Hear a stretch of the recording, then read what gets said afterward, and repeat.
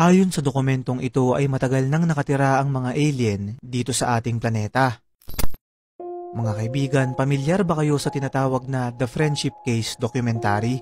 Ito ay ang pinagsama-samang dokumento noong 1956 patungkol sa mga alleged alien contact nating mga tao, at isa nga dito ay ang kwento patungkol sa Italian na si Alberto Perego kung saan nahanap daw nito ang isang mapa ng kastilyo malapit sa kanila, at nung ito ay kanyang pinuntahan ay may natagpuan siya ditong dalawang nilalang na hugis tao, ngunit may haba na humigit 10 feet, mahaba ang buhok, kulay puti ang balat at kakaiba ang korte ng ulo.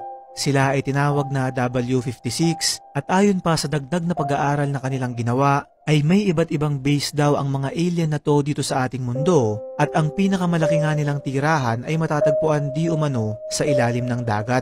Sinabi din sa dokumento na sila ay nandito upang mapigilan tayong mga tao na gumamit ng nuclear bomb na siyang magiging dahilan ng tuluyang pagkasira ng ating planeta.